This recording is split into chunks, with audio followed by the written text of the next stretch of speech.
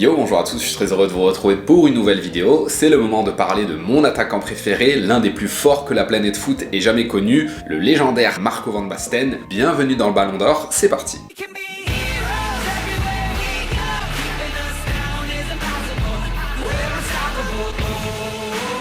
Marco van Basten est né en octobre 1964 à Utrecht. Il commence le football dans un club de sa ville de naissance. Il est repéré très tôt par l'Ajax d'Amsterdam qui le fait signer en pro à l'âge de 16 ans. Il intègre l'équipe première pour la saison 81-82. Bon, au début il est remplaçant, évidemment, c'est difficile de jouer quand l'attaquant titulaire met plus de 30 buts en championnat. Il joue son premier match le 3 avril 1982. Première apparition, premier but. Il remplace ce jour-là un certain Johan Cruyff. La symbolique est on ne peut plus forte. Dès la saison suivante, il joue davantage, inscrit 19 buts en championnat, réalise un premier doublé avec la coupe en plus. Mais bon, tout ça ce n'est qu'une mise en bouche puisque les 4 années suivantes, il va inscrire plus d'un but par match en plus de 100 apparitions en championnat. Inutile de vous dire qu'il ne mettra pas très longtemps à rejoindre l'équipe nationale des Pays-Bas, mais ça, vous en avez l'habitude, on en parlera plus tard dans la vidéo. Sauf qu'à cette époque, il y a quand même pas mal de concurrence dans le championnat des Pays-Bas. L'Ajax doit affronter le PSV et le Feyenoord Rotterdam. Donc, malgré l'intronisation de Cruyff en tant qu'entraîneur et le fait que Van Basten découvre l'Europe, les Ajacides ne remportent pas tant de titres que ça. Il permet néanmoins à l'Ajax en 1987 de remporter la Coupe d'Europe des vainqueurs de coupe. Ce titre sonne comme un cadeau de départ étant donné qu'il est transféré dans la foulée au Milan AC. Outre le colosse hollandais, le club a été repris récemment par Silvio Berlusconi. Arrive ensuite la tulipe noire Ruud Gullit et l'entraîneur Arrigo Sacchi. Bon, évidemment, c'est pas tout de suite que Van Basten marque la légende. Son efficacité est quelque peu tronquée par des blessures récurrentes à la cheville. Retenez bien ce détail, c'est très important pour la suite de la vidéo. Ce qui va cependant nous intéresser, c'est ce qu'il se passe après. Vainqueur de l'Euro 88, il remporte en décembre son premier ballon d'or qu'il dédie à son père, non sans avoir devancé ses coéquipiers et compatriotes Ruud Gullit et Frank Rijkaard. On le loue pour sa technique, son efficacité, son élégance, sa finition, bref, Van Basten est l'attaquant ultime. D'autant qu'il casse de nouveau la baraque en remportant la Coupe d'Europe des clubs champions l'année suivante, en inscrivant un doublé en finale contre le Steaua Bucarest. Nul doute que tous ces exploits lui permettent de remporter un deuxième ballon d'or d'affilée. Il s'agit de l'une des rares fois où les 3 joueurs d'un même club trustent les 3 premières places du ballon d'or et la deuxième année consécutive. L'année suivante, Van Basten est toujours le meilleur buteur du championnat d'Italie et remporte une nouvelle Coupe d'Europe. La descente aux enfers ne se fera pas attendre. Après la Coupe du Monde 90, c'est alors qu'ils sont les favoris pour remporter une nouvelle fois la Coupe d'Europe des clubs champions. Le Milan est éliminé en quart de finale par l'Olympique de Marseille qui pose les bases de son sacre 2 ans plus tard. L'emblématique entraîneur de Milan Arrigo Sacchi laisse sa place à Fabio Capello. Van Basten fait toujours autant de ravages dans le calcio en inscrivant 25 buts, chose qui n'était pas arrivée depuis plus de 20 ans dans le championnat italien. Il se foire lors de l'Euro 92 mais permet à Milan d'établir une série d'invincibilité de plus de 50 matchs. Arrive ensuite l'un des événements les plus controversé de la carrière de Marco van Basten. En phase de poule de Ligue des Champions contre Göteborg, il inscrit un quadruplé dont un ciseau pas piqué des hannetons. Cet exploit lui permettra sans doute de décrocher un titre de meilleur footballeur de l'année et surtout un 3e ballon d'or au nez et à la barbe de Risto Stoichkov. Cette anecdote nous fait un peu penser au ballon d'or 2013 où Cristiano Ronaldo avait coiffé sur le poteau Franck Ribéry. Il s'agit de l'une de ces éditions où l'un des prétendants a tout misé sur un coup d'éclat juste avant les votes. Ça fait désormais 3 ballons d'or pour Marco van Basten qui rejoint à ce moment-là Johan Cruyff et Michel Platini et continue d'écrire un peu plus sa légende. Il se fait de nouveau opérer de la cheville en Suisse, c'est la 2e intervention qu'il doit effectuer sur l'articulation. Éloigné des terrains pendant plus de 4 mois, il revient en avril 93 pour inscrire ce qui sera le dernier but de sa carrière. Enfin arrive le 26 mai 93 en finale de Ligue des Champions contre l'Olympique de Marseille. Il cède sa place à la 85e minute, ce match restera sa dernière apparition en professionnel. Il décide de tirer sa révérence après avoir passé 2 ans à essayer de revenir sur les terrains sans succès, toujours à cause de cette maudite cheville. Et c'est désormais tout pour la carrière de Marco van Basten en club. On va maintenant passer à la sélection néerlandaise. Il joue son premier match contre l'Islande, ouvre son compteur but face à la Belgique. Ça n'empêche pas les Pays-Bas de manquer l'Euro 84 et la Coupe du Monde 86. Ce n'est pas très grave, ça laisse quelques années de répit à Ronald Koeman, Frank Rijkaard et Ruud Gullit pour arriver à éclosion. En effet, lors de l'Euro 88 organisé en Allemagne, les Pays-Bas font sensation. Van Basten marque un triplé en phase de poule contre l'Angleterre, ainsi qu'un but en finale contre l'URSS d'une volée qui reste encore dans toutes les mémoires. La suite du parcours est à peine moins glorieux, éliminé en 8e de finale de la Coupe du Monde 90 par la RFA et par le Danemark en demi-finale de l'Euro 92 où Van Basten rata d'ailleurs le pénalty décisif. Quoi de plus logique au final qu'une équipe extraordinaire se fasse à chaque fois sortir par le futur vainqueur. Il s'offre une dernière cape contre la Pologne dans le cadre des éliminatoires pour le Mondial 94 avant de raccrocher les crampons avec le maillot orange. Il aura donc porté cette tunique à 58 reprises, marqué 24 buts dont un quintuplé face à Malte et été 8 fois capitaine. Et c'est tout pour la carrière de Marco avec le maillot des Pays-Bas. On va maintenant passer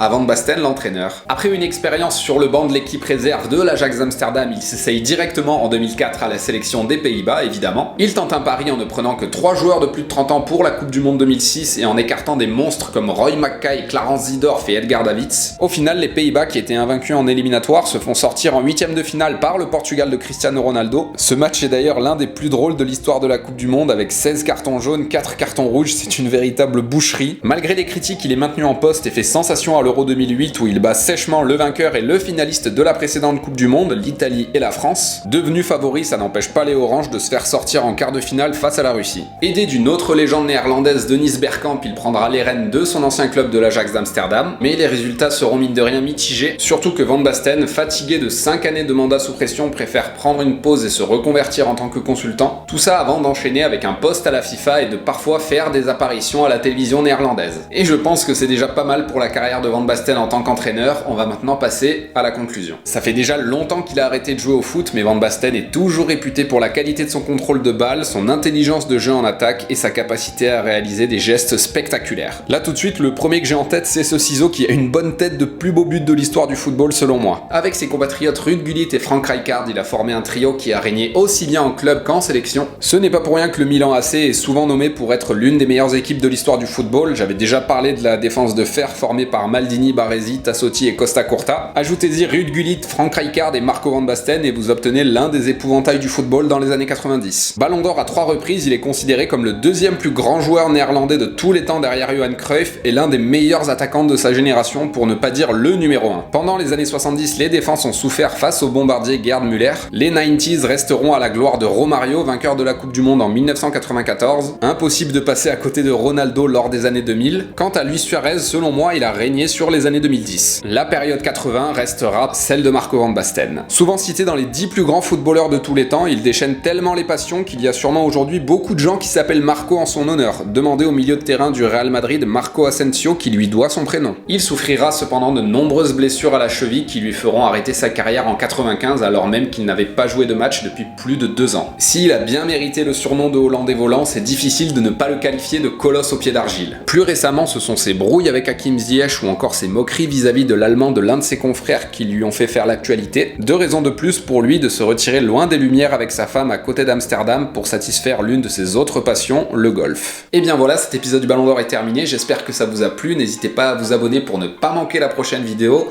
En attendant celle-ci, portez-vous bien, restez chez vous, champion du monde, ciao.